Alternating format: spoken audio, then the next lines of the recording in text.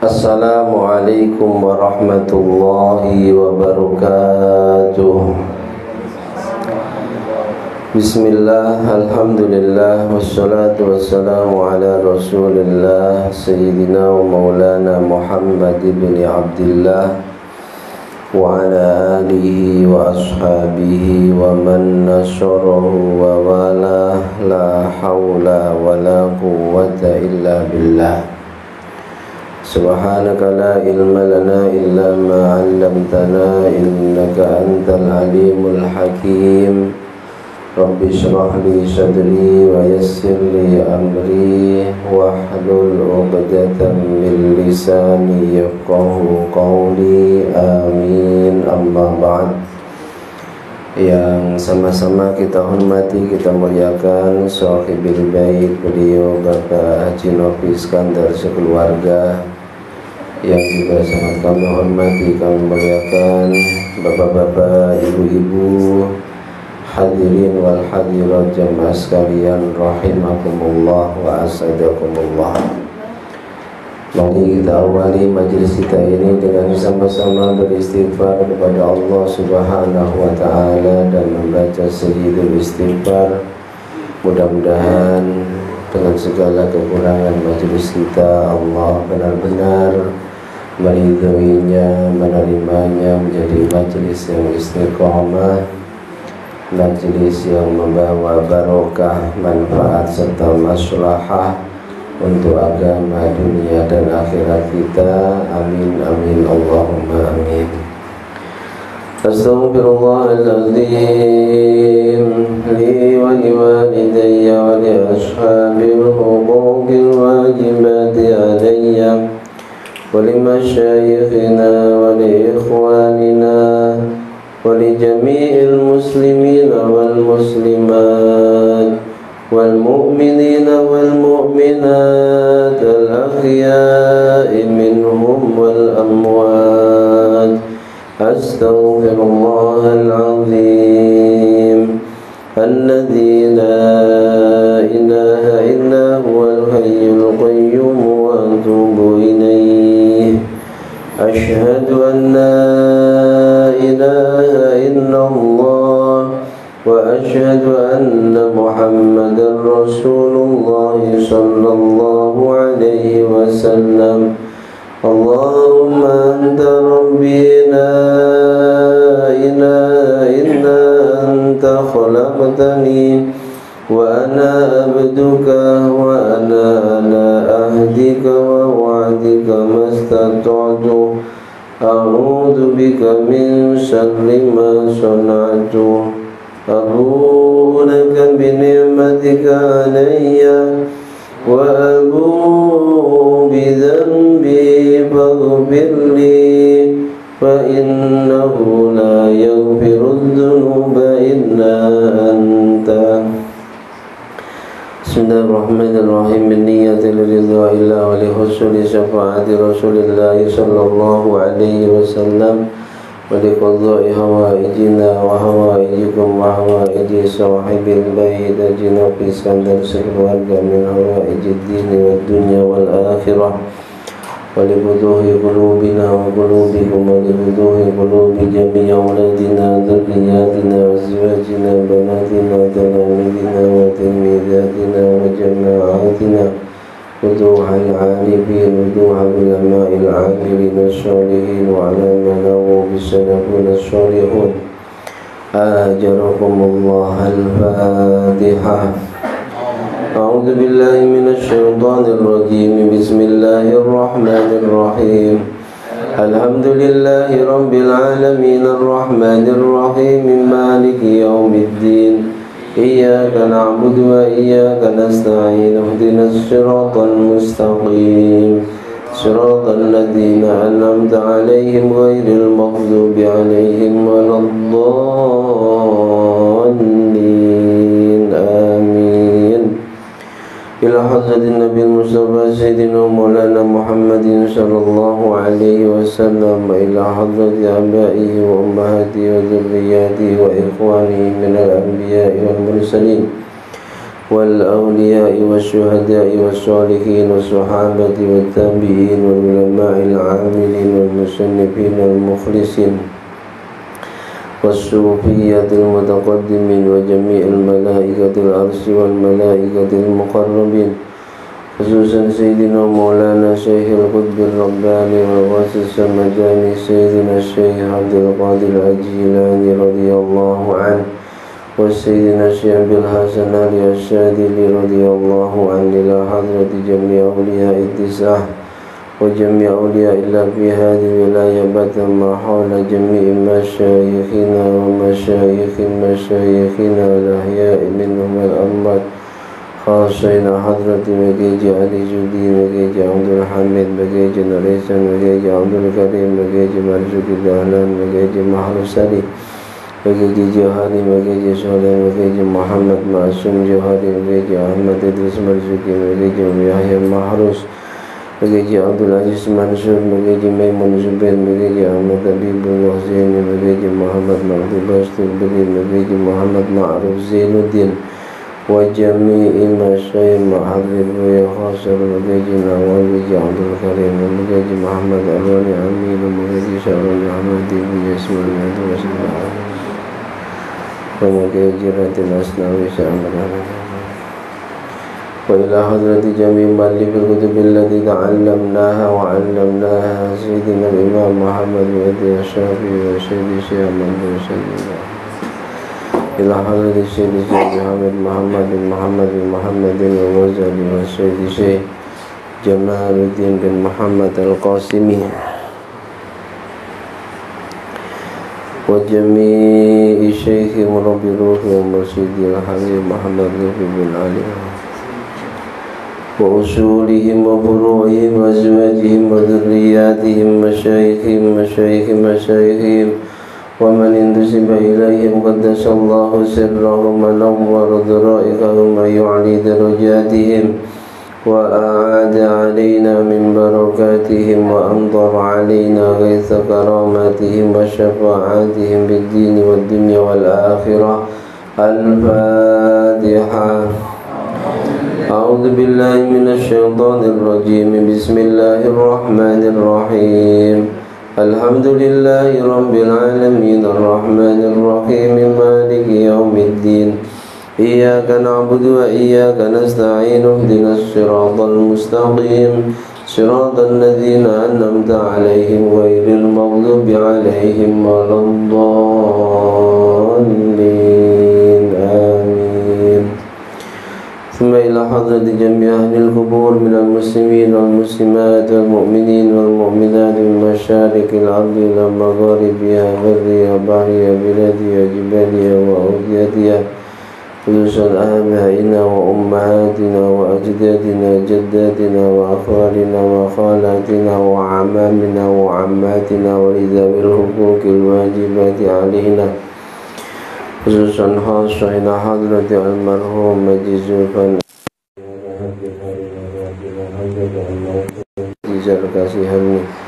إلى حضرة المرحومة حجة شفينة بنت حنفي، إلى حضرة المرحوم Haji Amir Anis bin Ahmad Biran, إلى حضرة المرحومة Elmastin Dedi binti Haji Amir Anis وجميع أهل قبور صاحب البيت، وإلى حضرة جميع أرواح جماعة مجلس تعليم شفاء القلوب المرحومين، خاصة إلى حضرة المرحومة Herni Zuliani binti Haji Engkos Koswara، إلى حضرة المرحومة Mardiyati binti Mawardi، إلى حضرة المرحوم Sulaiman bin Narun، إلى حضرة المرحوم Barji bin Tomo Wirjo، وإلى حضرة جميع القبور من حضروا في هذا المجلس المبارك، غفر الله ذنوبهم ونور قبورهم وستر عيوبهم ورفع درجاتهم وجعل قبورهم روضة من رياض الجنة. شيء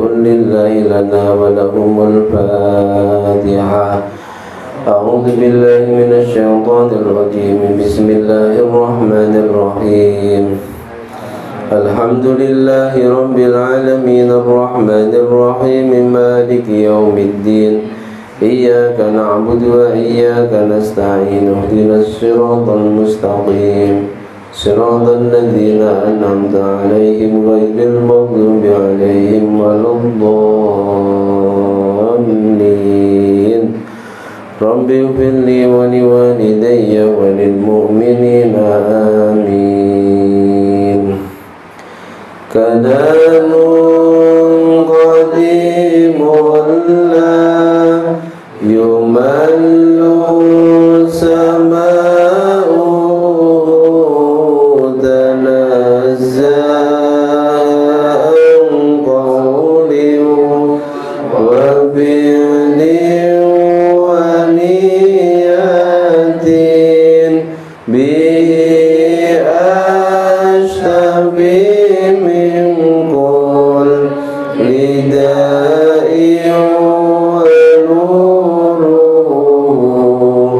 دليل لقلبي دجاني وخيراتي فيا رب متعني بسر خروبي ونور به قلبي وسمعي ومقلتي ويا ربي أبدا ابدأ قلوبنا وبين بقلبي علوم الشريعة قرآننا من معجزات المصطفى محمدا أجلها نفعا على أمتي مسرمدا أجلها نفعا على أمتي مسرمدا طوبى لمن يفرد دنيا وأخرى أبدا وكيف لا إذا يموت جسمه لن يفسدا وكيف لا إذا يموت جسمه لن يفسدا يا ربي صل على الرسول محمد سر العلا والأنبياء والمرسلين الغر خاتما أولا والأنبياء والمرسلين الغر خاتما أولا يا رب نور قلبنا بنور قرآن جلا وافتح لنا بدرس أو قراءة ترتلى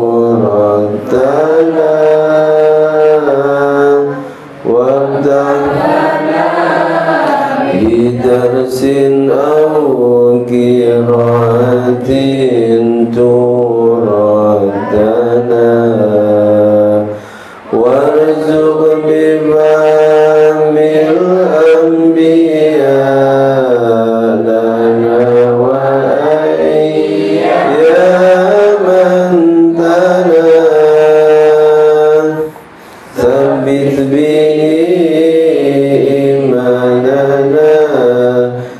دنيا وأخرى كاملا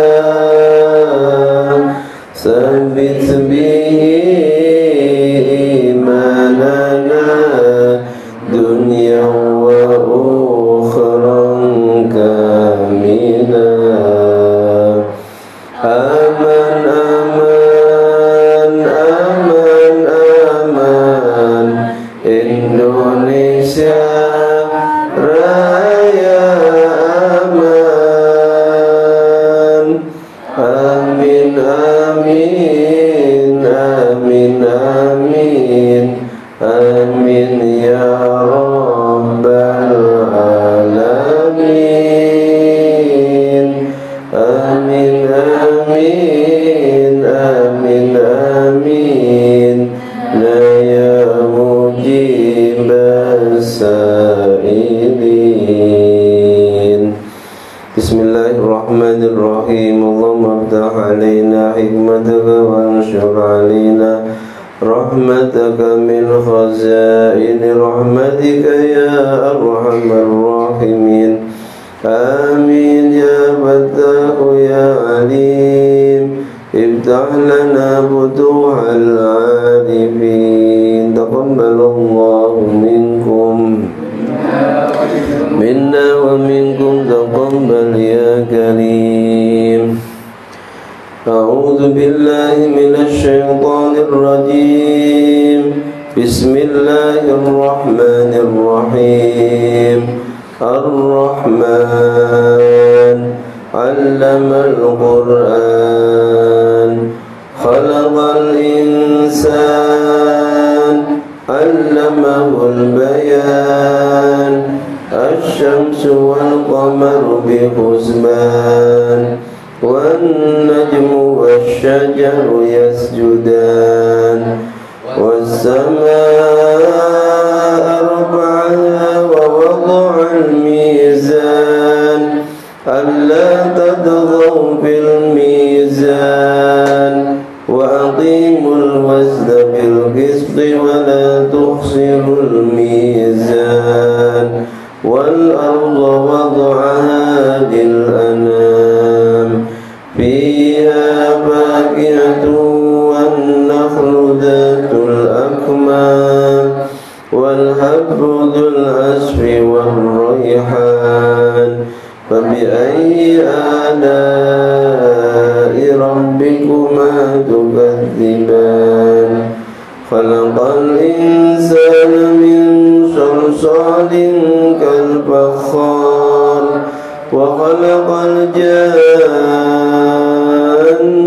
min marijin min nar fabi'ayyi ala'i rabbikuma tukadziban Rabbul masyriqaini wa rabbul maghribain fabi'ayyi ala'i rabbikuma tukadziban marjal bahraini yaltaqiyan bainahuma barzakhun la yabghiyan fabi'ayyi ala'i rabbikuma tukadziban yakhruju minhuma al-lu'lu'u wal marjan fabi'ayyi ala'i rabbikuma tukadziban walahul jawaril munsha'atu bil bahri kal 'alam fabi'ayyi ala'i rabbikuma tukadziban kullu man 'alayha fan wa yabqa wajhu rabbika dzul jalali wal ikram fabi'ayyi ala'i rabbikuma tukadziban yas'aluhu man fis samawati wal ard kulla yawmin huwa fi sha'n fabi'ayyi ala'i rabbikuma tukadziban sanafrugu lakum ayyuhas saqalan فبأي آلاء ربكما تكذبان يا معشر الجن والإنس إن استطعتم أن تنفذوا من أقطار السماوات والأرض فانفذوا لا تنفذون إلا بسلطان فبأي آلاء ربكما تكذبان يرسل عليكما شواظ من نار ونحاس فلا تنتصران فبأي آلاء ربكما تكذبان فإذا انشقت السماء فكانت وردة كالدهان فبأي آلاء ربكما تكذبان فيومئذ لا يسأل عن ذنبه إنس ولا جان فبأي آلاء ربكما تكذبان يعرف المجرمون بسيماهم فيؤخذ بالنواشي والأقدام فبأي آلاء ربكما تكذبان هذه جهنم التي يكذب بها المجرمون يطوفون بينها وبين حميم آن فبأي آلاء ربكما تكذبان ولمن خاف مقام ربه جنتان فبأي آلاء ربكما تكذبان ذواتا أفنان فبأي آلاء ربكما تكذبان فيهما عينان تجريان فبأي آلاء ربكما تكذبان فيهما من كل فاكهة زوجان فبأي آلاء ربكما تكذبان متكئين على فرش بطائنها من استبرق وجنى الجنتين دان فبأي آلاء ربكما تكذبان فيهن قاصرات الطرف لم يطمثهن إنس قبلهم ولا جان فبأي آلاء ربكما تكذبان كأنهن الياقوت والمرجان فبأي آلاء ربكما تكذبان هل جزاء الإحسان إلا الإحسان فبأي آلاء ربكما تكذبان ومن دونهما جنتان فبأي آلاء ربكما تكذبان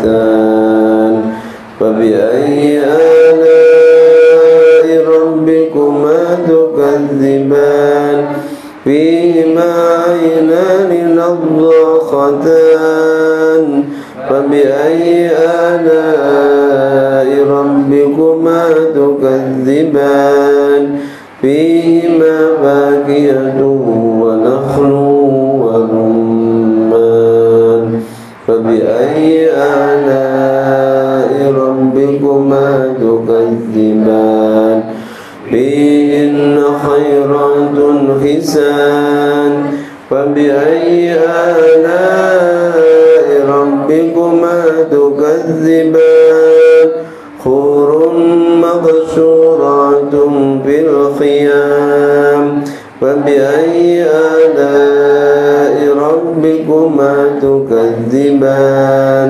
لم يطمثهن إنس قبلهم ولا جان فبأي آلاء ربكما تكذبان متكئين على رفرف خضر وأبقري حسان فبأي آلاء ربكما تكذبان تبارك اسم ربك ذي الجلال والإكرام صدق الله العظيم.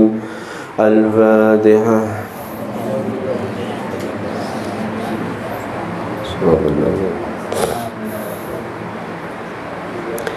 Bismillahirrahmanirrahim. Alhamdulillahi rabbil alamin hamdan yuwafi ni'ama wa yukafi'u mazidah.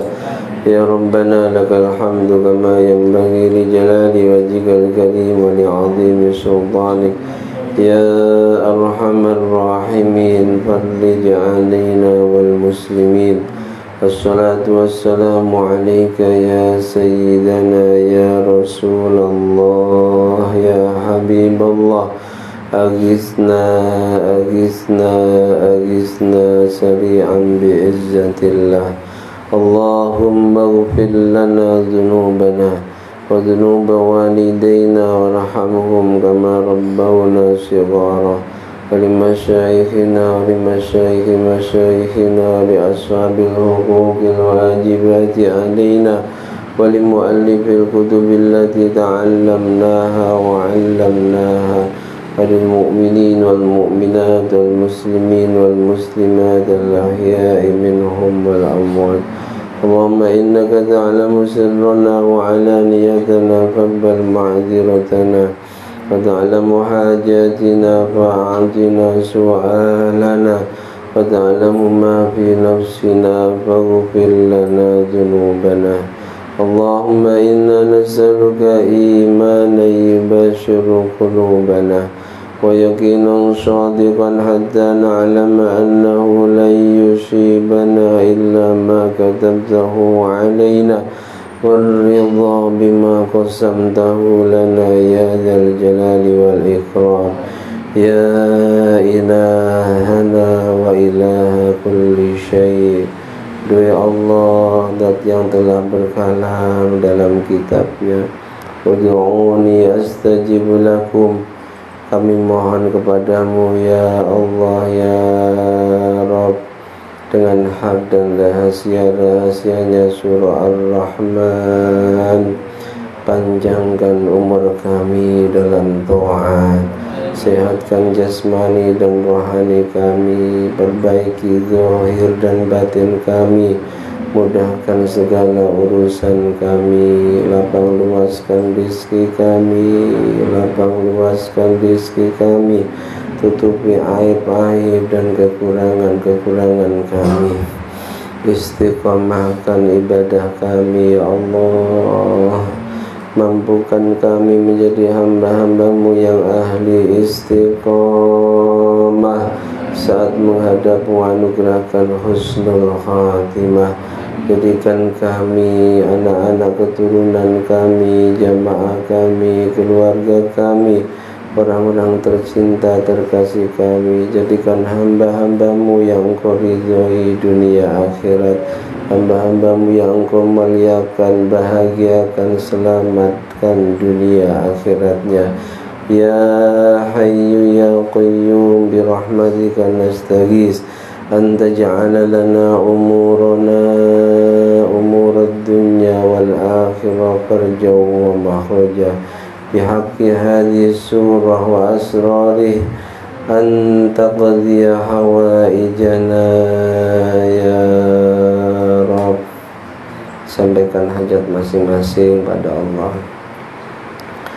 Doakan keluarganya, doakan anak-anaknya, Ya Allah, Ya Allah, Ya Allah Gusti. Ikhni hawaijana ya Allah, ikhni hawaijana ya Allah,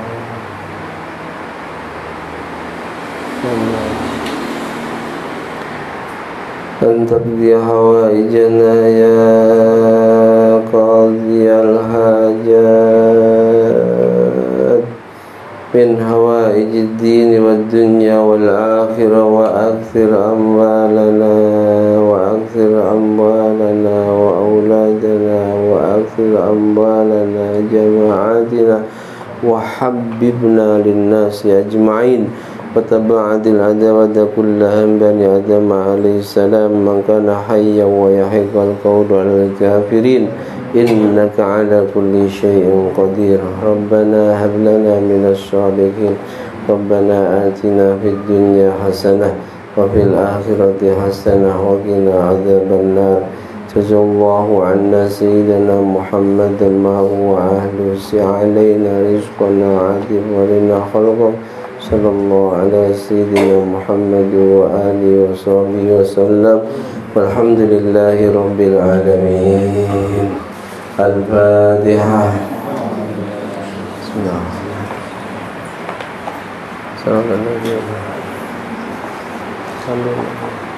Masuk aja, masuk. Allahumma salli ala Sayyidina Muhammadin tibbil qulubi wa dawaiha wa abiyatil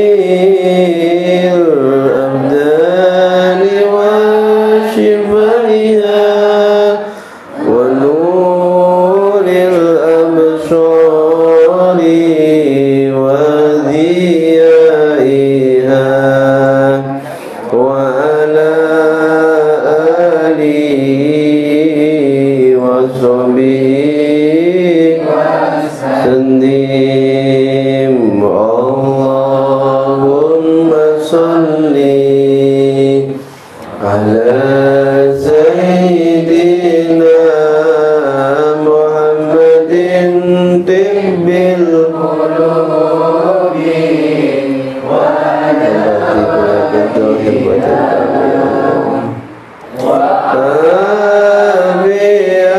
abiyatil abdani wa shifaiha. Sehatkan jasmani rohani kami ya Allah, wa diyaiha wa ala alihi wa sahbihi wa sallim. Allahumma salli wa sallim ala Sayyidina Muhammadin sahibil bushra salatan tubashshiruna biha wa ahlana wa auladana wa jami'a masyaikhina wa muallimina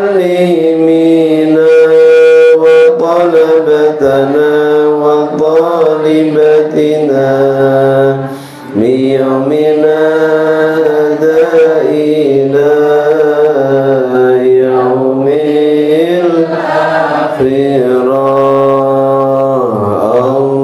Allahumma salli wa sallim ala Sayyidina Muhammadin sahibil bushra salatan tubashshiruna biha.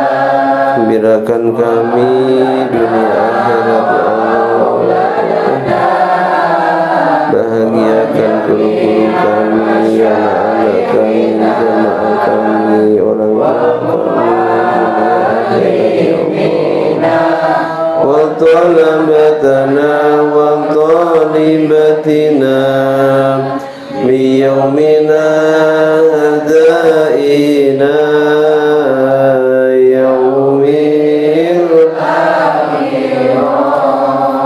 Bapak Ibu jemaah sekalian yang dirahmati Allah, mohon bantuan bacaan Fatihah untuk Ananda Laili Fitria Alfiani, putri dari Bapak Dian Hardian. Ananda ini alumni Ar-Risalah Lirboyo Kediri yang saat ini sedang belajar di negara Polandia dan sedang sakit, kena virus di sana, dirawat di ICU Rumah Sakit Polandia. Kita doakan bibarakati hadzal majlis, bibarakatil Fatihah. Mudah-mudahan Allah Subhanahu wa taala benar-benar mengangkat penyakitnya, mengganti penyakitnya dengan kesembuhan dan kesehatan yang sempurna. Kesembuhan dan kesehatan yang sempurna, kesembuhan dan kesehatan yang tidak ada rasa sakit serta penyakit sesudahnya. Juga mendoakan semua keluarga kita, jamaah kita, orang-orang tercinta terkasih kita yang sedang sakit, semoga Allah benar-benar sembuhkan semua penyakitnya, amin Allahumma. Wala hadiniya wa ala kulli niyatin sholihah li syifai wa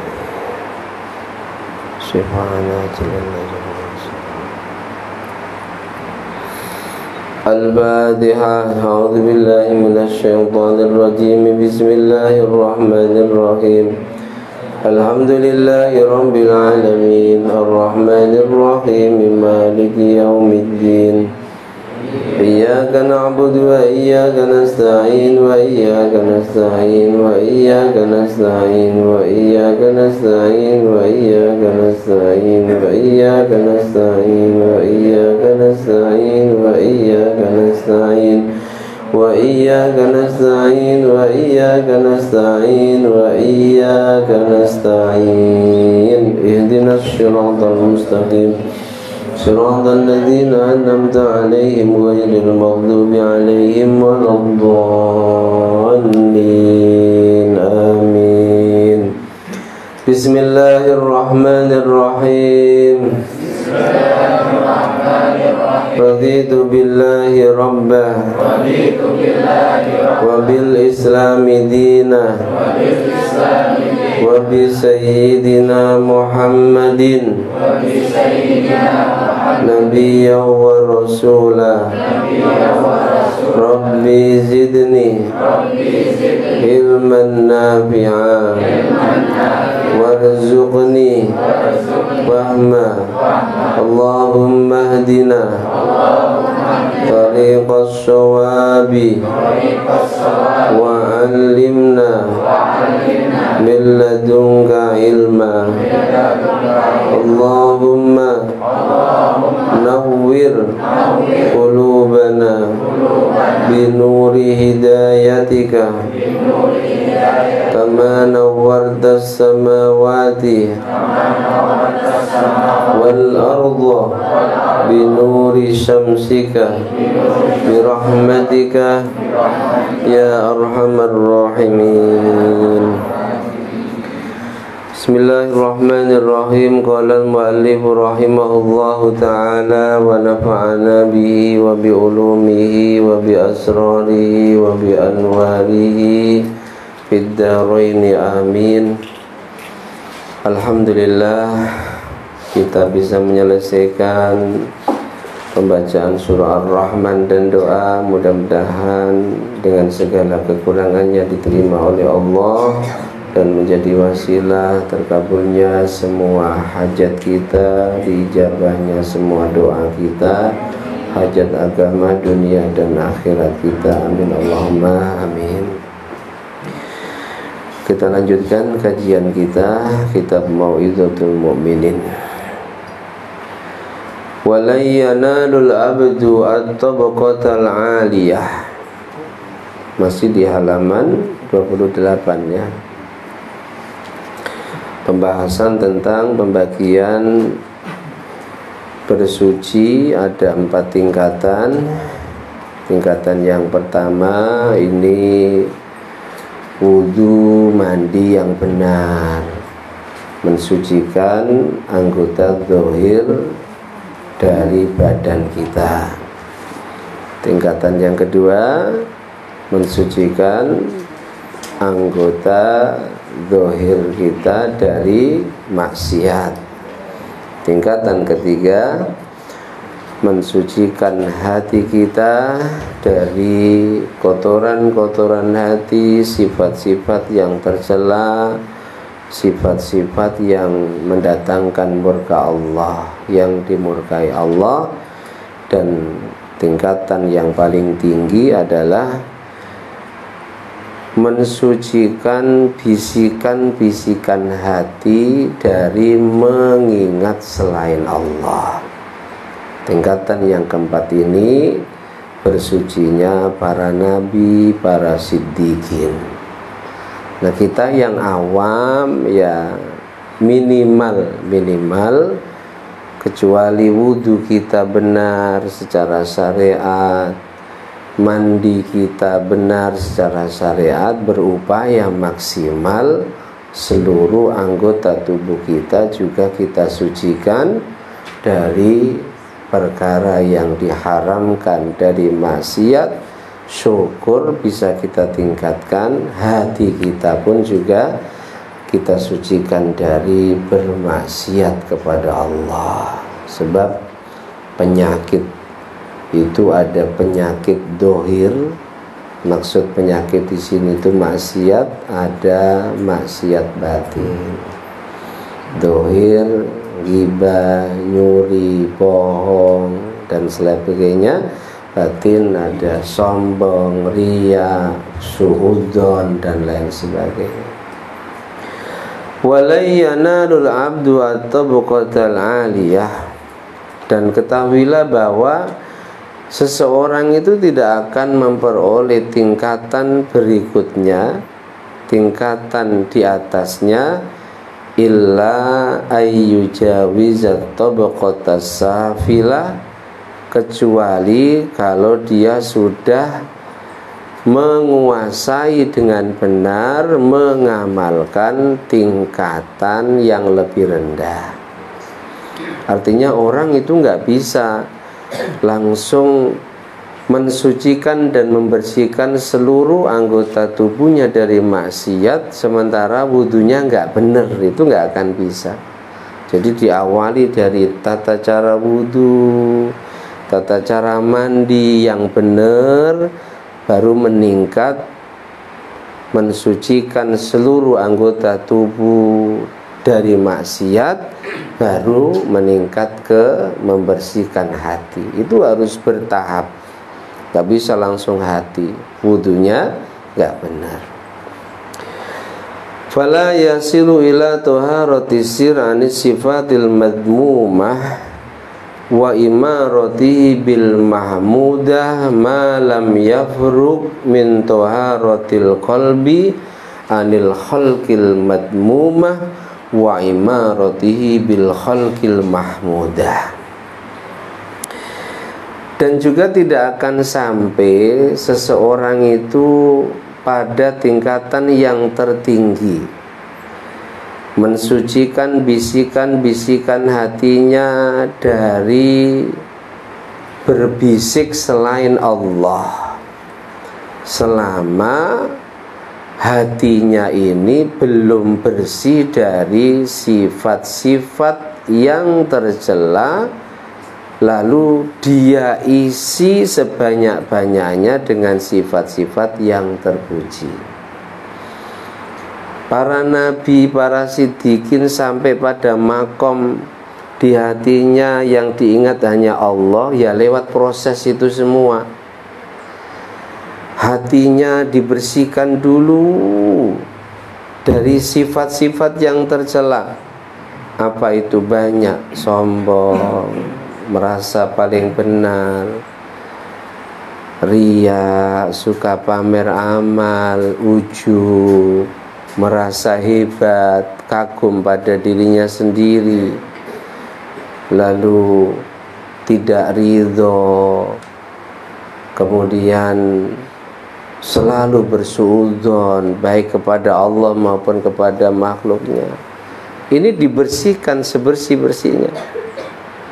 Yang kalau ulama tasawuf lain menyebut itulah takhalli, dibersihkan bukan hanya batin tapi zahirnya. Nah, setelah bersih suci baru diisi sebanyak-banyaknya, sombong diganti dengan tawadhu, enggak ridho diganti dengan ridho, enggak sabar diganti dengan sabar, iri dengki diganti dengan sifat-sifat mulia lainnya. Kalau itu sudah tercapai, sudah berhasil, maka seseorang dalam bersuci itu akan bisa sampai pada tingkatan yang paling atas. Tapi sekali lagi, tingkatan yang paling atas itu adalah para nabi siddiqin yang mampu. Wa kullama azzal matlub ma'lum, kalau sesuatu yang menjadi tujuan itu adalah mulia agung, maka so'uba maslakuhu, untuk memperolehnya ini berat. Kasurat uqbatuhu, rintangannya banyak. Sudah bismillah niat menjaga seluruh anggota tubuh kita, ada saja kawan yang ngajak maksiat. Satu kali ajakan mampu menolaknya 3 kali dan seterusnya. Kawannya yang lain datang gak mampu. Nah, itu diantara rintangan yang harus bismillah kita hadapi. Belum nanti kalau memang sudah bismillah niat bukan hanya anggota tauhid, batin ada saja rintangannya. Pokoknya Allah akan uji perjuangan kita untuk sampai bisa benar-benar membersihkan zahir batin kita dengan rintangan-rintangan yang ada di hadapan kita. Ada kalanya rintangan itu datang dari orang-orang dekat kita, bahkan dari dalam diri kita. Fala tadzunnu anna hadzal amra yudraku bil muna, kalian jangan nyangka perkara mulia ini bisa kalian peroleh hanya dengan angan-angan, wa yunalu bil hawaina, dengan mimpi. Tidak ada kesungguhan untuk mendapatkan perkara itu. Mimpi itu memang harus ada upaya kuat. Membersihkan zahir kita dari maksiat itu harus ada ikhtiar maksimal. Gak cukup hanya dengan doa, tapi harus dikala anggota zahir kita mau bermaksiat, kita lawan. Dikala hati kita tiba-tiba ada hasud, tiba-tiba ada suudzon, tiba-tiba ingin gunjing yang lain lesan kita, kita lawan. Tidak akan kita dapatkan hanya berpangku tangan. Yudroku bil muna, dengan angan-angan, wa yunalu bil hawaina, dan dengan santai itu nggak akan mungkin. Jadi harus bismillah, ikhtiar maksimal untuk bisa melewati tahapan-tahapan dalam bersuci. Tapi sekali lagi, tetap tahapan yang pertama itu prioritas, karena itu ilmu. Ini banyak orang yang wudunya gak benar merasa dia itu sudah mencapai pada tingkatan yang berikutnya. Semua itu kan yang penting hati. Hati-hati itu. Jadi kalau ada orang ibadah secara syariatnya salah, diingatkan Allah itu nggak akan lihat ibadah zahir kita, tapi semuanya itu kan yang penting hati. Nah, ini harus diluruskan ya. Allah memang bukan hanya melihat zahir seseorang, tapi hati hambanya. Tapi Allah juga yang memerintahkan kita bersyariat dengan benar. Na'am man amiyat basiratu an tafawut hadhihi tabaqat. lam yafham min maratibit thaharah illa darajatal akhirah. Ketahuilah bahwa orang yang hati basirahnya, mata hatinya buta. Buta dari apa? Dari tingkatan-tingkatan bersuci ini, maka sungguh dia tidak paham masalah bersuci, kecuali yang dipahaminya hanya tingkatan bersuci yang paling dasar. Yang dipahaminya hanya cara wudhu yang benar. Yang dipahaminya hanya cara mandi junub yang benar, cara menghilangkan najis yang benar. Ini menunjukkan mata hati seseorang itu buta. Allati hiya kal kasratil akhir adh-dhahira bil idhafati ilal lubil matlub. Kalau orang itu hanya ngurusi masalah zahir saja, diibaratkan dia sudah puas dengan kulit buah.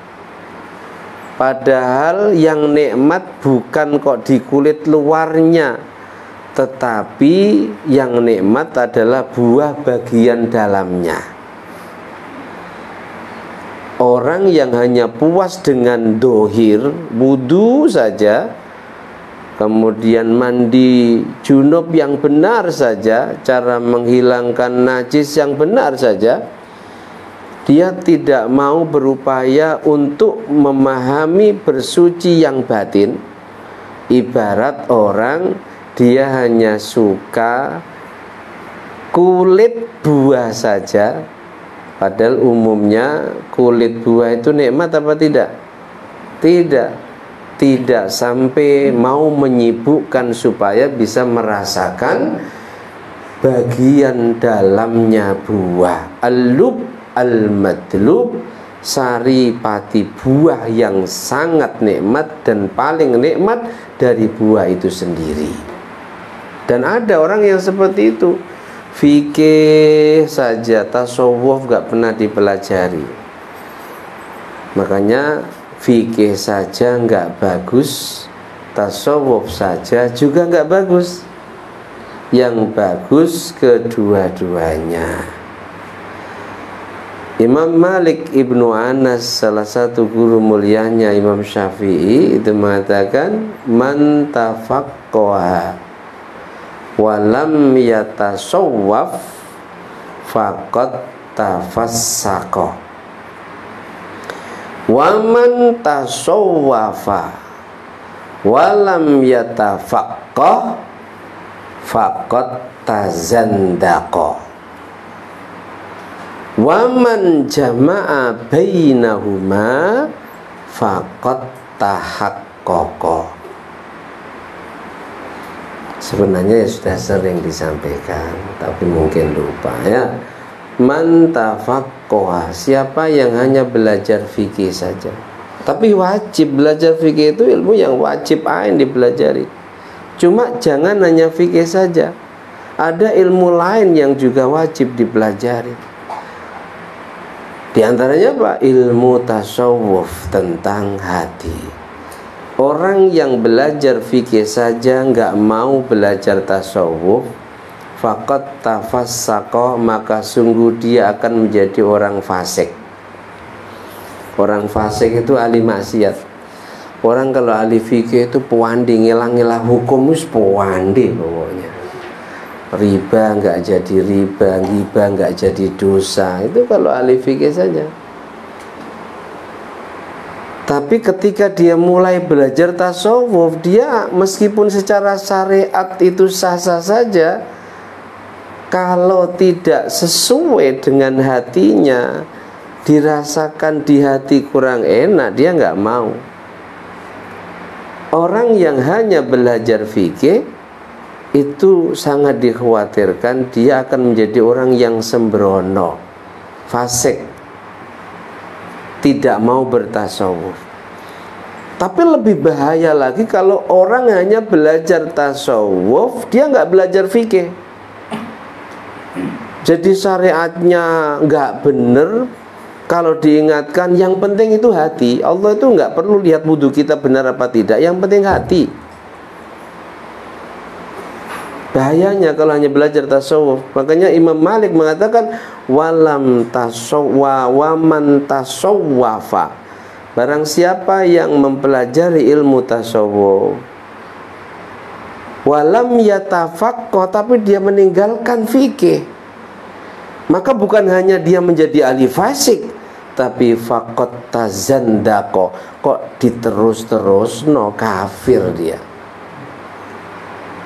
Kok diterus-teruskan tasawuf saja, fikihnya nggak didandani, tazandaqo, menjadi kafir zindik. Mengapa kafir? Sebab ibadahnya nggak benar secara syariat. Nah kalau ibadahnya nggak benar, ya nggak layak disebut muslim. Nah yang bagus itu waman jama'a bainahuma, orang yang mengumpulkan antara fikih dan tasawuf. Makanya kajian fikih harus tetap jalan, tasawuf juga harus jalan. Ihya Ulumuddin yang diringkas dalam Mau'izatul Mu'minin ini pasti nanti juga ada kajian fikih, karena itu wajib ain. Meskipun yang lebih banyak kajiannya adalah tasawuf. Siapa yang mengumpulkan antara fikih dan tasawuf, maka faqat tahaqqaqa, itulah sungguh yang benar.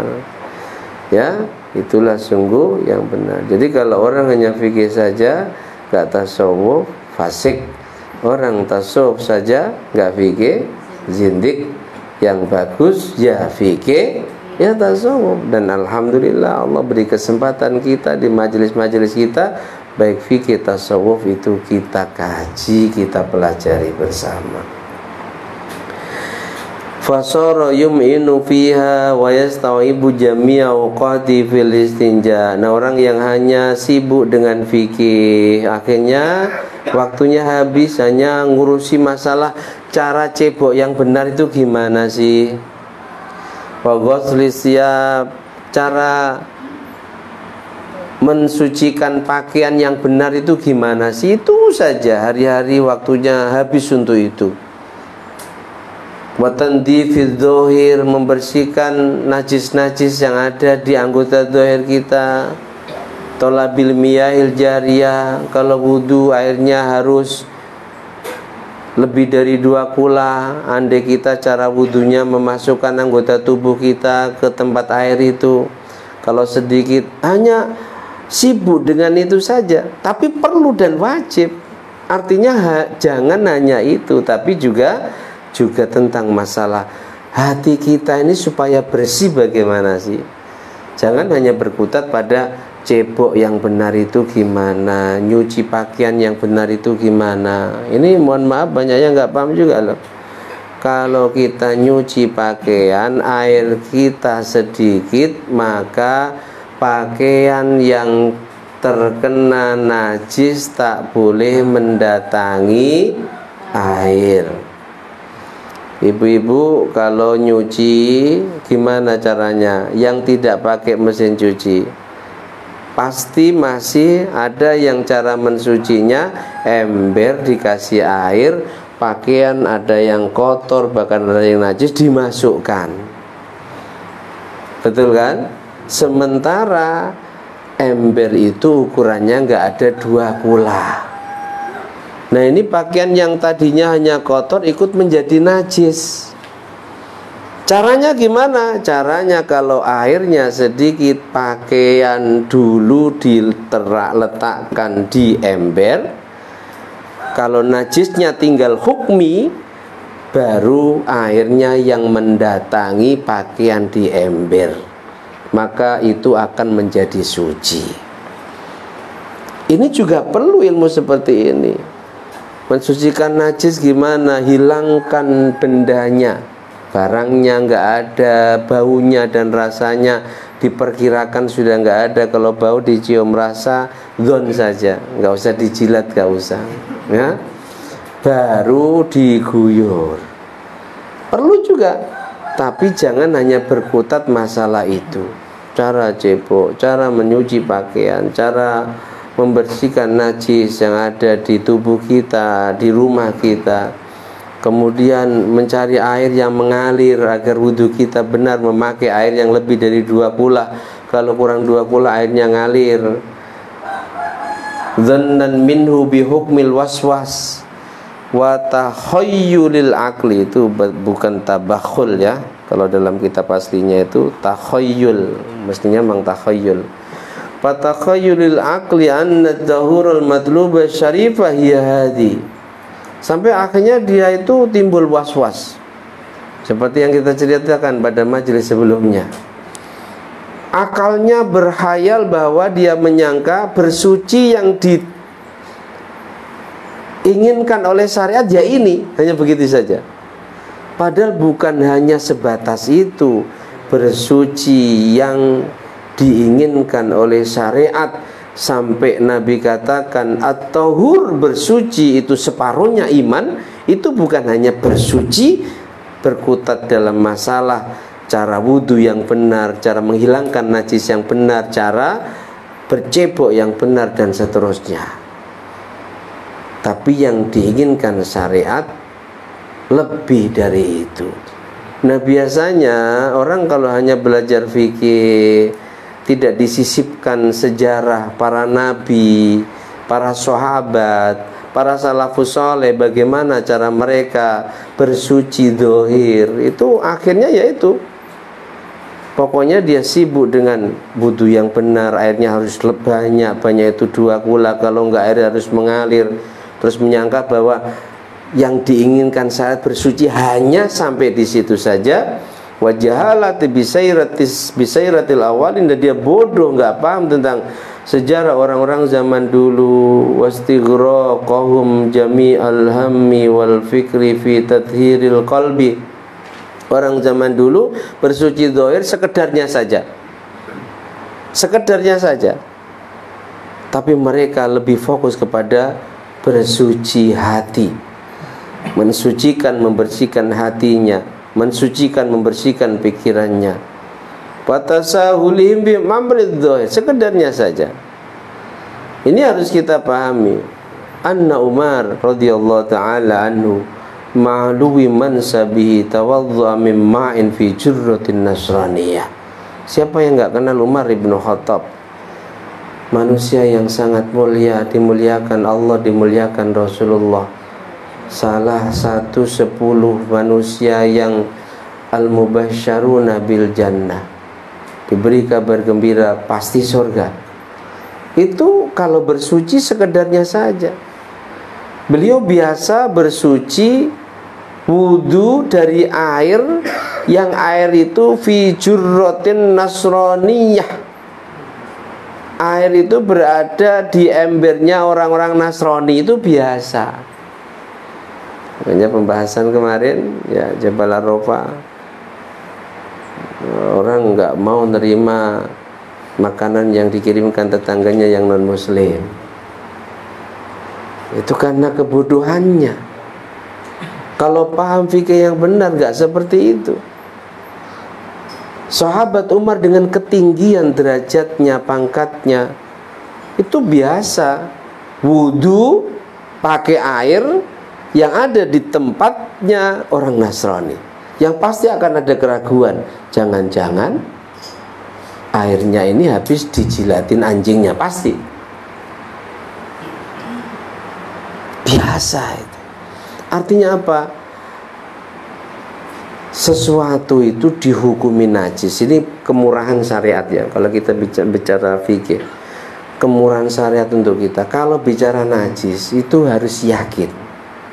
Tapi kalau bicara suci cukup don. Kita wudhu nggak harus yakin, yang penting kita merasa sudah rata cukup.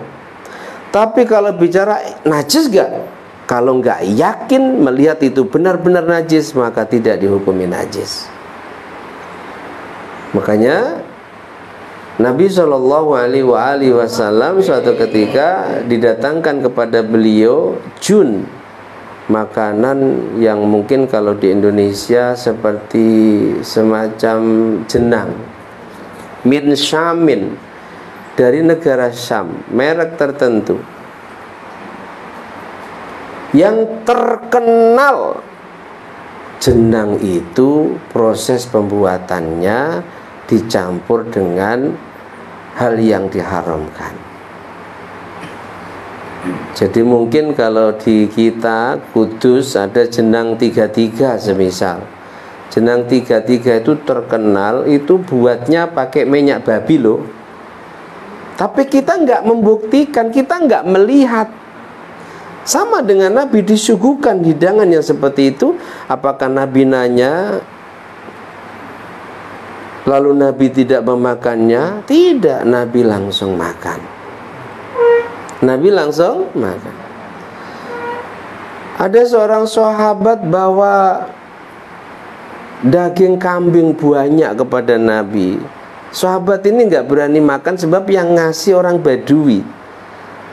Orang Badui itu yang nggak paham syariat, nggak berani makan, dibawa kepada Nabi, tapi Nabi langsung katakan Sami fakulu, baca bismillah makan. Nabi nggak suruh nanya, coba tanya Badui nyembelih kambingnya bener nggak? Nggak. Masaknya pakai minyak yang aman dari minyak babi nggak? Enggak. Tapi Nabi perintahkan Sami fakulu, baca bismillah makan. Sehingga dari riwayat ini muncul sebuah kaidah fikih yang berbunyi annama asluhu tahiratun, sungguh perkara yang hukum asalnya suci, hukum asalnya halal. Jenang halal apa suci? Halal apa haram? Daging kambing halal apa haram? Fagholaba alaihi dzannu najasatihi, lalu ada prasangka perkara yang halal haram, perkara yang suci najis. Kita contoh yang halal haram dulu. Ada prasangka jenang itu haram. Sebab apa? Jenang merek itu masyhur proses pembuatannya dari hal yang diharamkan. Ada prasangka haram, daging kambing itu datang dari Badui, sementara belum tentu Badui nyembelihnya secara syariat. Prasangka. Maka gimana hukumnya? Fafihi kaulan, maka ada perbedaan pendapat di antara ulama. Yang pertama, dan itu adalah qaul yang kuat, dikembalikan kepada hukum asal. Sebagaimana Nabi menerima jenang itu, langsung beliau makan. Ini contoh yang halal yang haram. Contoh pakaian, nah, sudah pernah kita contohkan juga ya. Kita ngelondrikan pakaian di laundry, yang di laundry itu juga tetangga non muslim kita melondrikan pakaiannya. Dan kita tahu tetangga kita itu punya anjing yang dalam pandangan kita ketika pakaian itu dijilat anjing najis mughalladhah. Bagaimana hukum kita mengelondrikan pakaian ke laundry itu? Ya nggak masalah. Sebab apa? Sebab hukum asli pakaian suci. Ada prasangka najis karena non muslim punya anjing juga ngelondrikan di sana. Prasangka saja. Kita nggak pernah lihat langsung. Non muslim pun nggak memberi keterangan bahwa pakaianku yang ini dijilat anjing ya. Maka dikembalikan kepada hukum asal. Hukum asal pakaian suci. Ini kaidah kalau dikembangkan kasusnya banyak. Ibu-ibu yang sedang haid zaman dulu untuk menjaga darah haidnya itu sulit. Lalu ada orang mau sholat, pakaiannya najis, nggak jumpa siapapun kecuali ibu-ibu yang sedang haid. Boleh nggak dia pinjam pakaian kepada wanita yang sedang haid untuk sholat? Padahal dia sedang haid. Zaman dulu jaga darah haid itu sulit. Dikembalikan pada kaidah tadi, hukum pakaian apa? Suci. Lalu ada prasangka karena yang make wanita haid kena najis, maka pakaian itu tetap suci, boleh dipinjam untuk sholat. Kecuali yang punya pakaian, mohon maaf ya kak, saya sedang haid dan tadi tertetes darah haidku. Nah, itu baru ada keyakinan najis. Paham? Bapak-bapak semisal pakaiannya najis, mau sholat gak punya pakaian suci, jumpa dengan seorang. Orang ini kerja di pabrik khamr, yang dipakai juga pakaian saat kerja. Lalu kita pinjam pakaiannya untuk sholat, bagaimana hukumnya? Kembali pada kaidah, hukum pakaian apa? Suci. Ada prasangka najis. Sebab apa? Yang punya pakaian orang kerja buat khamr, yang umumnya pasti saat kerja kena percikan khamr. Bagaimana hukumnya? Dikembalikan pada hukum asal, pakaian suci. Kecuali kalau yang meminjamin ngomong, maaf pak, tadi saat kerja kena percikan, baru kita nggak boleh. Nah, demikian pula dalam bertetangga, terkhusus yang tetangganya tidak seakidah. Ini bicara fikih ya, tidak seakidah. Andai semisal dalam rangka menyambung tetangga, lalu terkadang ngasih hadiah makanan, syariat tidak memerintahkan kita untuk menanyakan, mohon maaf bu, ibu masaknya pakai minyak apa? Nggak perlu. Kalau yang diantar ke kita ayam, hukum ayam halal. Tapi kalau daging asu ya, paham ya? Nah itu kalau dikembangkan begitu. Sayyidina Umar dengan ketinggian derajatnya biasa itu wudu pakai air yang berada di tempatnya orang Nasrani, yang umumnya orang Nasrani waktu itu melihara anjing. Biasa. Walaqad kanu yusalluna ala adin fil masjid. Orang-orang zaman dulu sahabat itu kalau sholat di bumi, masjid tanpa tikar. Wa kanu yaktasiruna alal hijarah. Bahkan kalau istinja pun cukup hanya dengan batu, gak pakai air.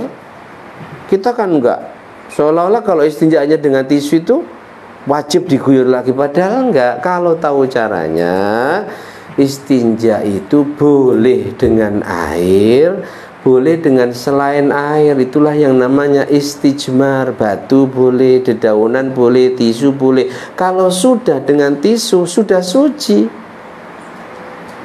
Paham? Tapi kalau mau yang utama, ya tisu diguyur air. Tapi andai dengan tisu saja sudah cukup. Dan zaman dulu para sahabat, semisal dia kencing, bahkan mohon maaf BAB, istinjanya dengan batu itu biasa. Kemudian dia wudu langsung sholat. Nah ini ngeritik orang yang berkutat pada masalah itu, sampai dia lupa bahwa bersuci yang Rasul katakan separuhnya iman, bukan hanya sampai di situ pembahasannya, tapi mensucikan hati kita, mensucikan seluruh anggota tubuh kita dari perkara yang diharamkan, dari bermaksiat kepada Allah. Fakanatina yatuhum kullihim binadhafatil batin. Mereka orang zaman dulu itu lebih sibuk kepada cara membersihkan batin. Falam yanqulan hadim minhum su'al an daqaiqin najasah. Mereka enggak begitu ribet masalah najis, masalah bersuci. Tapi ya tetap harus sesuai syariat. Qad intahat nauba ila taifatin yusammuna ar-ru'unah nadhafatan fa aktsaru awqatin bitazinihim. Nah, orang-orang yang seperti itu hanya sibuk dengan masalah najis dohir. Mereka ini diberi sebutan ar-ru'unah, orang bodoh. Artinya apa? Dia seolah-olah itu cukup dengan bersuci zahir saja, menghilangkan najis saja. Sehingga apa? Fa'aktsaru awqatihim bi tazyinihim adz-dzawahir, dia waktunya ini habis untuk memperbaiki zahirnya, memperbaiki penampilannya. Salah? Enggak. Islam itu juga mengajarkan harus penampilan rapi kok. Makanya ketika Nabi katakan la yadkhulul jannah man fi qalbi misqalu dzarratin min kibrin, gak akan masuk surga kalau orang dalam hatinya ada sebobot dzarrah sombong. Lalu Rasul jelaskan sombong itu ghamtun nas wa batrul haq. Ghamtun nas, merasa lebih baik dari yang lain, wa batrul haq, dan tidak menerima kebenaran. Itu Rasul jelaskan sampai detail kepada para sahabat bahwa sombong itu masalah hati.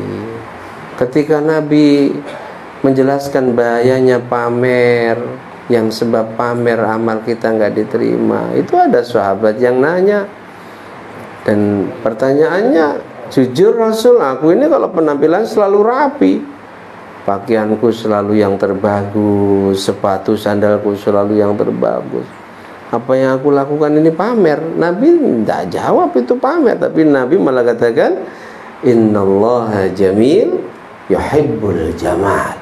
Sungguh Allah zat yang indah dan menyukai keindahan.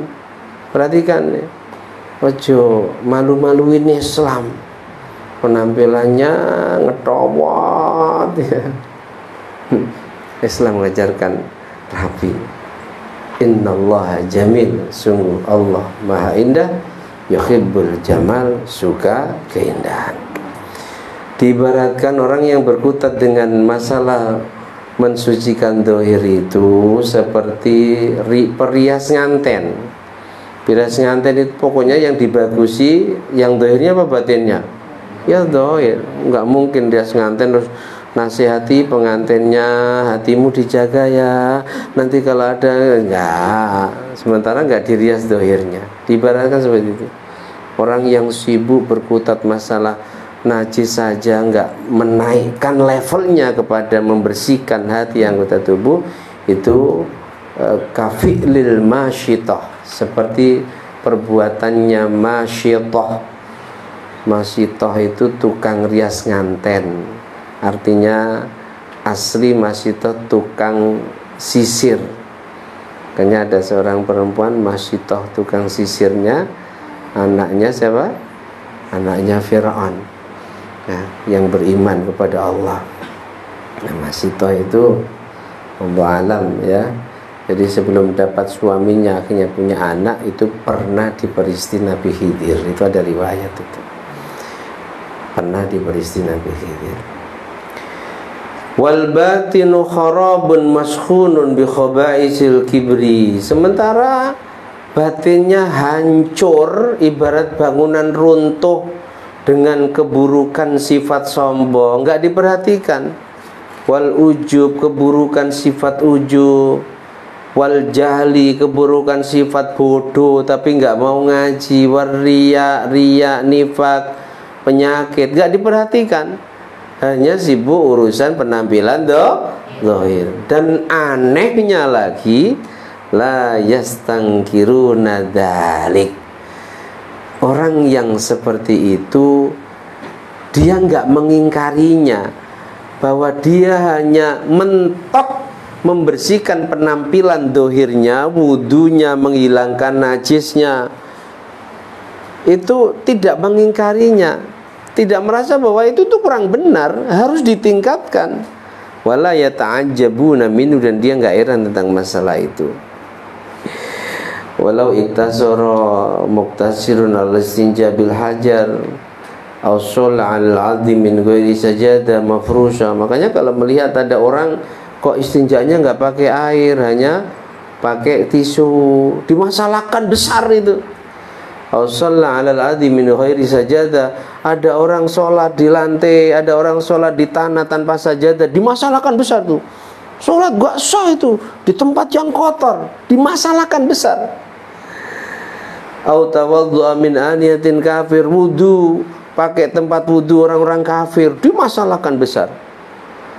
Aqamu 'alal qiyamah, sampai dia katakan kiamat kalau begini nih. Kiamat kacau kalau kalian sholatnya begini nih. Banyak itu. Jadi kalau hanya ada orang istinja pakai tisu saja masalah. Tadi yang imam siapa? Itu pakai tisu tadi istinjanya, nggak sah ya sholat lagi. Sholat ya kalau kita biasa safar, sholat di tengah keramaian biasa ya. Kalau kita di Singapura kan biasa kita sholat kan di bandara itu, nggak di tempat sholat biasa. Tapi enggak, kalau enggak terbiasa, kita pernah nyoba di Semarang, itu kayak ada yang aneh itu. Orang nengok kita, sebab terlalu jauh ke musolanya, kita habis wudu sholat saja di situ. Dimasalahkan besar. Sebab orang hanya berkutat pada zahir. Orang sholat di atas tanah tanpa sajadah dimasalahkan. Aqamu 'alal qiyamah, seolah-olah kiamat sudah dekat. Kacau kiamat kalau aturannya begini. Kiamat ini. Wasyaddu 'alai tangkir, mereka ingkar dengan apa yang dilakukan orang dalam masalah bersuci zahir sekedarnya dimasalahkan. Walaqabuhu bil qadar, dan mereka itu ngecap orang kok jijik sholat kok di tempat kotor nggak pakai sajadah. Padahal nggak ada syarat sholat itu di tempat bersih. Yang ada sholat di tempat yang suci. Bersih belum tentu suci, kotor belum tentu najis. Itu yang harus dipahami. Ada orang yang hanya berkutat itu, padahal ada yang lebih penting dari itu. Apa? Hatimu bersihkan. Kamu lihat orang hanya istinja lalu nggak diguyur air, kamu masalahkan. Hatimu bermasalah. Hatimu bermasalah itu. Orang mohon maaf sholat, orang wudu pakai tempat wudunya orang kafir, kamu masalahkan. Akhirnya kamu dosa ghibah, kamu dosa jelek-jelekan, itu nggak kamu urus. Banyak nggak seperti itu? Banyak. Bahkan terkadang kita juga ragu, gimana caranya begitu. Padahal ada yang lebih penting dari itu adalah membersihkan hati. Fandur kaifa saral mungkar. Mungkar itu ya, bukan mungkir. Ma'rufan wal ma'rufu mungkar. Angan-angan dibolak-balik ini loh, angan-angan. Yang benar itu seakan mungkar, yang mungkar dianggap benar. Wa kaifa indarasa minad-din rasmu kama indarasat haqiqatu wa ilmu. Dan bagaimana mungkin kalau seperti itu dibiarkan agamanya akan kuat. Ibarat pondasi agama nggak akan kuat kalau hanya ngurusi masalah zahir. Nah, ini di akhir bab ini beliau katakan, idza arafta hadhil muqaddimah, kalau kamu sudah tahu tentang masalah ini, fal natakallam al-an min maratibit thaharah. Yang akan aku jelaskan bab berikutnya tentang tingkatan-tingkatan bersuci yang 4, dijelaskan detail. Nadhafatul zahir, suci zahir. Wa naqulu taharatul zahir.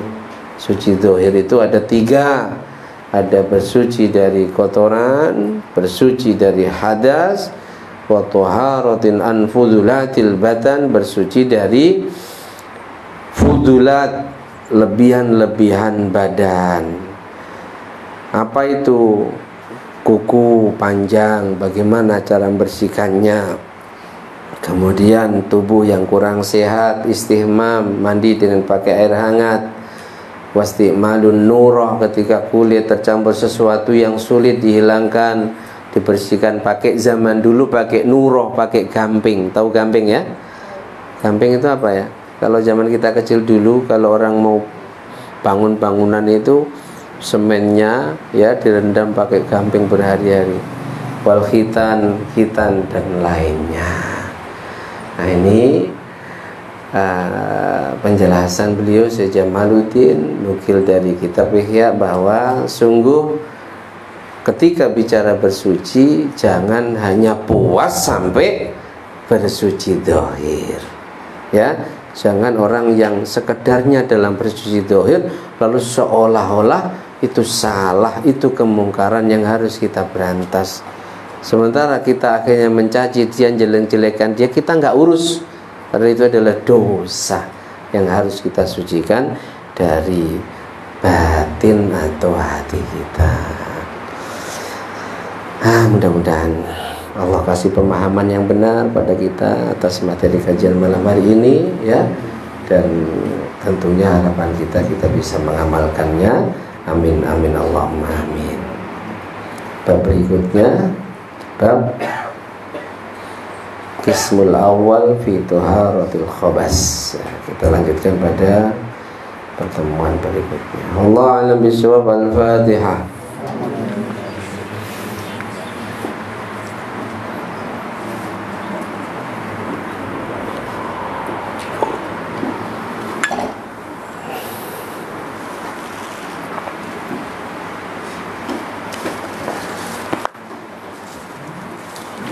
Ada pertanyaan? Pertanyaan di grup, ya.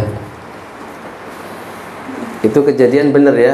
Masya Allah, kalau benar beruntung sekali yang meninggal saat ngimami sholat. Mudah-mudahan kita meninggal juga saat melakukan kebaikan. Gimana yang terbaik? Apakah nolong yang mati atau lanjutkan jamaah?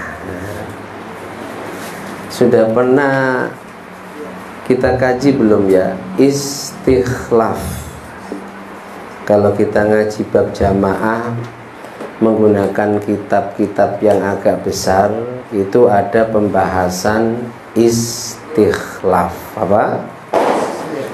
Istikhlaf itu mengganti imam yang batal di tengah sholatnya. Nah, batalnya imam ini macam-macam. Ada kalanya ya batal karena melakukan hal-hal yang membatalkan sholat, kentut semisal, atau mungkin pakaiannya, tubuhnya kena najis semisal. Ada kalanya memang dia sengaja membatalkan tanpa alasan. Maka ketika ada jamaah dan imamnya batal di tengah sholat, itu diperintahkan untuk istikhlaf, mengganti imam. Atau ada kalanya seperti kasus itu, di tengah sholat meninggal.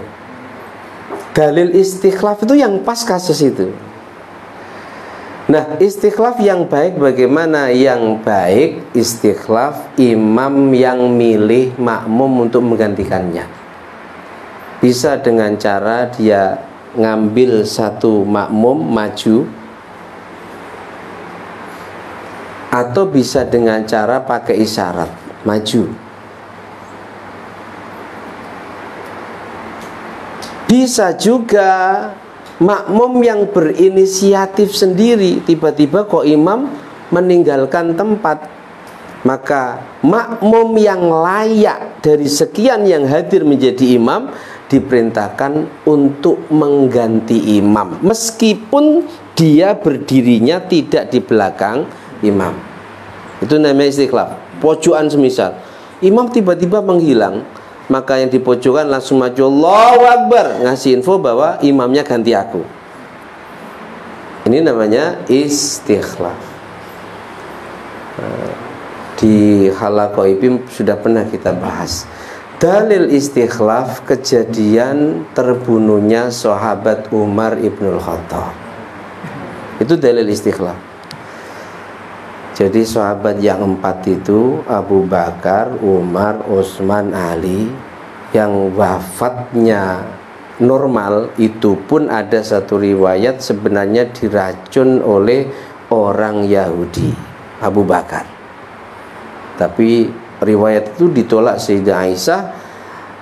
Bapakku mati karena dia sedang sakit, mandi pakai air dingin, 15 hari kemudian semakin parah. Tapi ada riwayat diracun, 3 orang dijamu makan oleh orang Yahudi, yang 2 beliau sama Atbah namanya makan makanan yang sudah dikasih racun, yang satu qadarullah nggak ikut makan.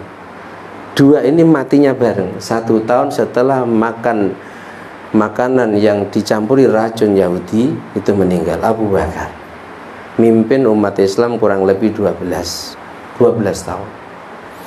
Kemudian diganti Umar. Umar terbunuh saat ngimami sholat subuh. Yang bunuh namanya Abu Lu'lu'. Ada yang baca Abu Lu'lu'ah. Siapa Abu Lu'lu'? Orang Yahudi juga. Menjadi tawanan perang kaum muslimin, lalu ngaku ikrar masuk Islam. Ternyata dia dendam sama Umar. Sudah menjadi muslim, tapi muslim dohir. Makanya sebenarnya kok tiba-tiba Abu Lu'lu', orang Persia, orang Iran itu saat jamaah di belakang sahabat Umar yang selama ini nggak pernah, sebenarnya sudah ada kecurigaan karena Abu Lu'lu' ini memang terkenal orangnya licik, tapi ya qadarullah. Yang ketiga, Utsman mati, dibunuh pemberontak saat baca Quran, berdarah-darah tubuhnya, ditusuk-tusuk oleh pemberontak dari Mesir. Nah, panjang ceritanya.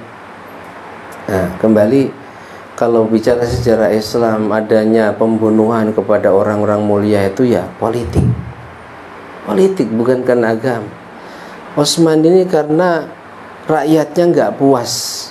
Sebab ketika mengangkat gubernur di Basrah, Kufah dan Mesir, itu saudaranya dia dan nggak layak jadi pemimpin, sehingga demo kalau zaman sekarang.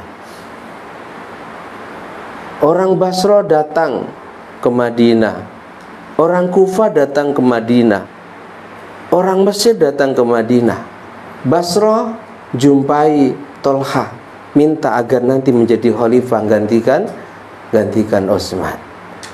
Kufah datang jumpai Zubair bin Awam, gantikan Utsman. Gak layak ini jadi pemimpin, nepotisme, semua keluarganya diangkat jadi gubernur. Mesir datangi Sayyidina Ali agar menjadi khalifah. Tapi ketiga sahabat yang diminta oleh para pemberontak menjadi khalifah nggak mau. Sampai akhirnya yang Mesir mendatangi sahabat Utsman. Nah, singkat cerita panjang itu. Sebab ada surat yang sampai sekarang para sejarawan itu ya memang nggak tahu apakah itu tulisan Utsman atau tidak, yang menyebabkan Mesir yang waktu itu Utsman di depan delegasi Mesir mengatakan, Muhammad bin Abu Bakar kamu yang ganti. Kalau memang dianggap pemimpin saudaraku yang aku jadikan gubernur di sana gak layak.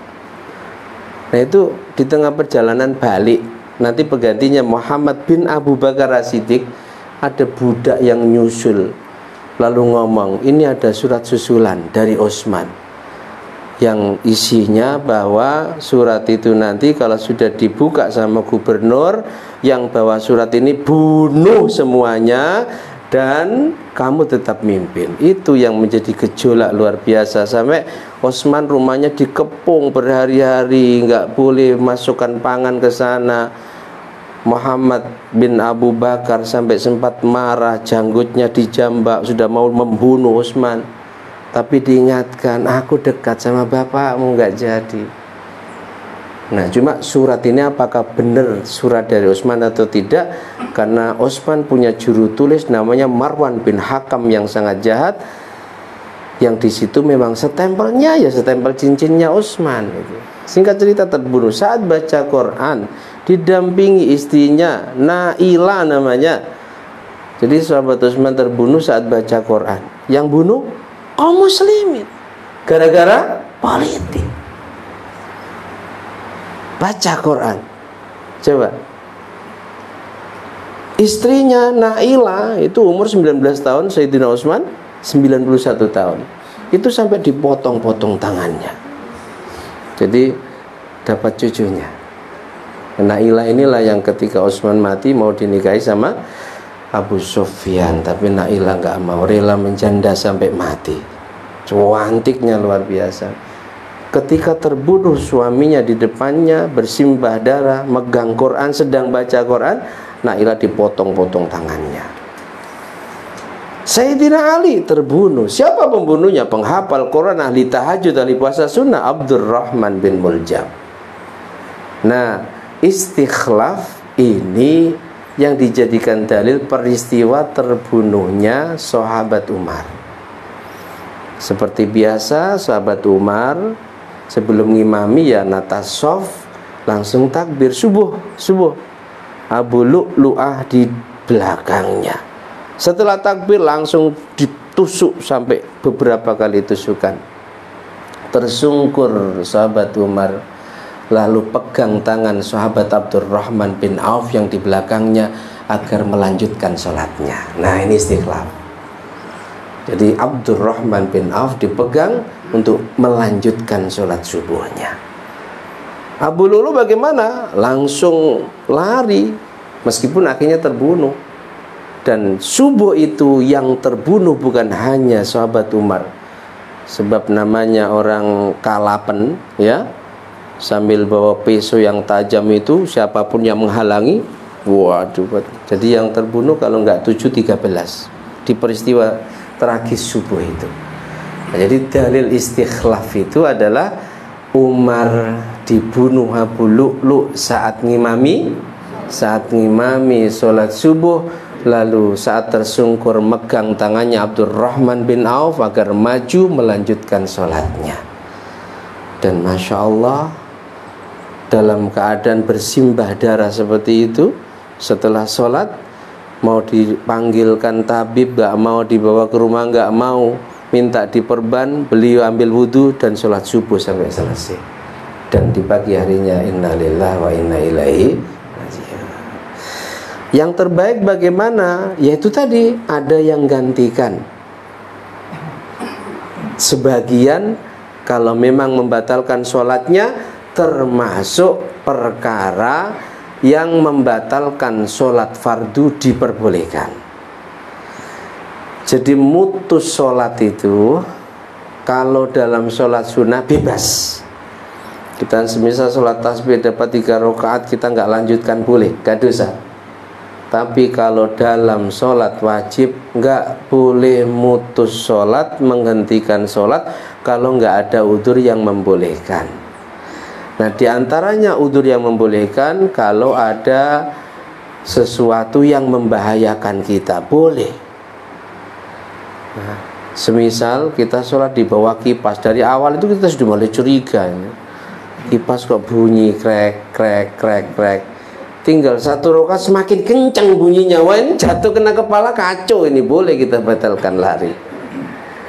Atau dalam rangka menyelamatkan harta kita, kita sholat, tas kita di depan kita, di tengah sholat diambil orang, batalkan boleh, ngejar yang ngambil tas harta kita. Atau kita menolong orang yang meninggal. Jadi satu maju, itulah istikhlaf. Istikhlaf tidak harus imam yang nyuruh, boleh inisiatif makmum. Paham ya? Jadi yang baik bagaimana? Sholat dilanjutkan, sesudah itu baru ngurus jenazah. Sebagaimana peristiwa terbunuhnya Umar ibnul Khattab saat ngimami sholat zuhur. Ya, makanya kalau ada orang baik itu pasti matinya baik. Ini teori yang harus diluruskan. Belum tentu. Artinya mati baik itu mati normal.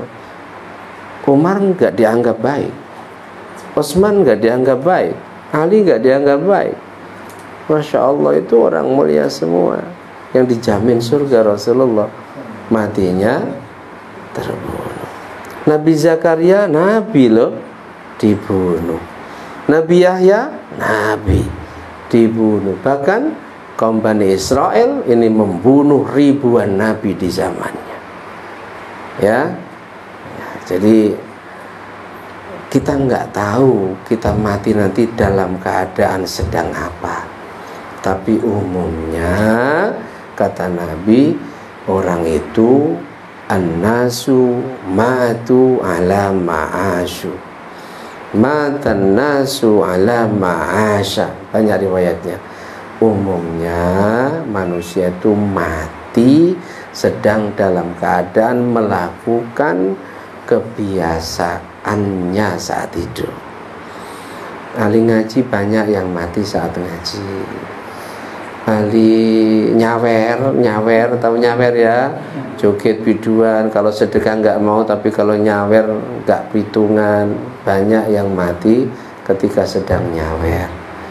Ahli mabuk, banyak yang mati saat pegang botol minuman. Judi saat mengangkat apa? Batu mau dilemparkan klotak, sudah mati.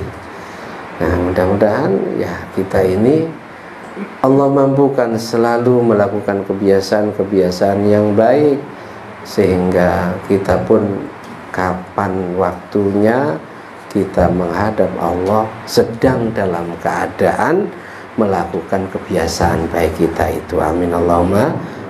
Ada ahli ghibah yang matinya sedang mangap ghibah orang, itu juga banyak. Itu ya, jadi namanya apa? Istikhlaf. Itu pelajaran para imam.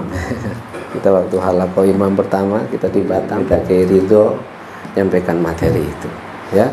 Dalil istikhlaf terbunuhnya sahabat Umar ibn Khattab. Siapa yang minta istikhlaf, boleh imam, boleh makmum, inisiatif makmum ya. Kalau ada makmum yang merasa dia terbaik, tapi bukan sombong itu ya, pokoknya bacanya bagus, langsung maju, kasih kode dengan takbar kenceng meskipun dia di pojok, menggantikan imam yang tiba-tiba mungkin kentut terus ngilang. Nah, itu namanya istikhlaf, mengganti imam yang batal sholatnya. Cukup ya. Nah, itu sejarah berdarah yang perlu kita ketahui, bahwa politik silakan, bahkan wajib, tapi jangan kebablasan. Yakinnya seperti itu. Itu pembunuh Utsman itu ya orang-orang yang dekat. Yang mau membunuh pertama kali itu malah Muhammad bin Abu Bakar As-Siddiq. Coba, sudah di atas dadanya, sudah jenggot Utsman ditarik, sudah pelipisnya terkena anak panah, lalu diingatkan, aku dekat dengan bapakmu nak, yang diduduki pria mulia usia 91 tahun.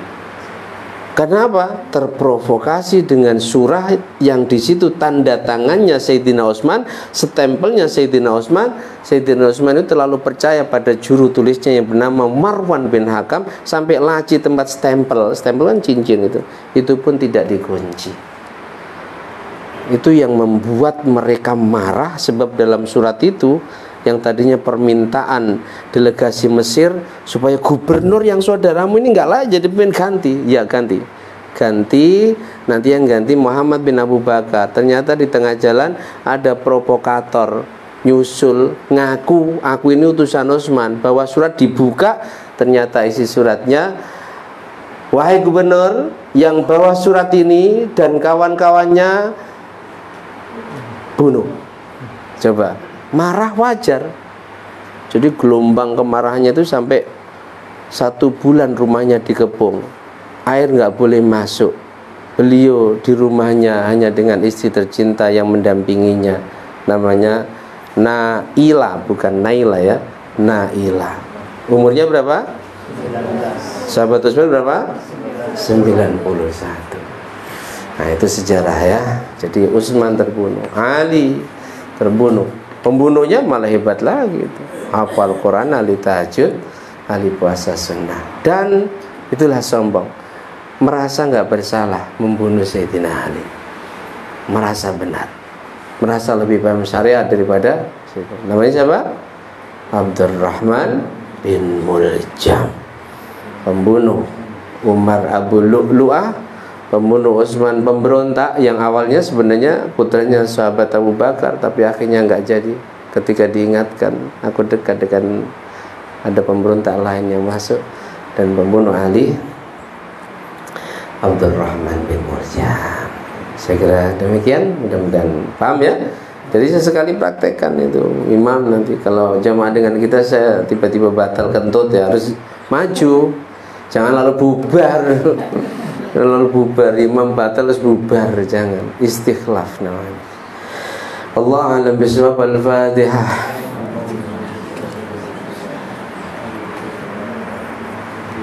Assalamualaikum.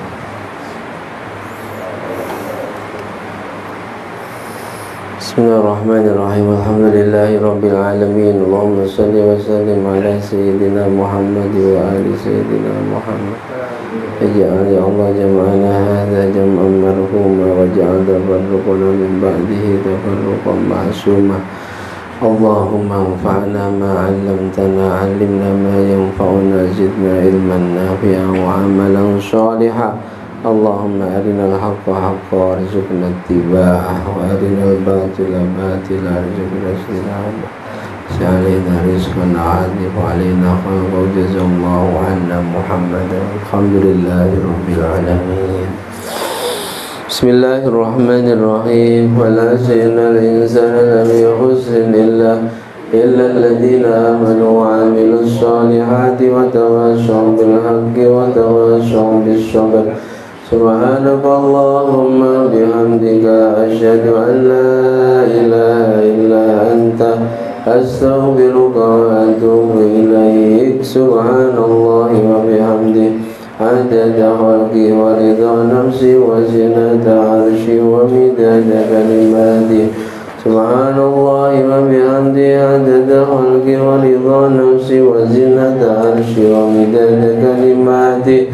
Subhanallahi wa bihamdihi adada khalqi wa ridha nafsi wa zinata arshi wa midada kalimati. Subhanallahi walhamdulillah wa la ilaha illallah wallahu akbar wa la hawla wa la quwwata illa billahil aliyyil azim.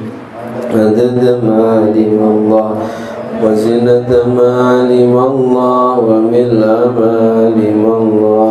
Allahumma ya awwalal awwalin wa ya akhiral akhirin wa ya dzal quwwatil matin wa ya rahimal masakin wa ya arhamar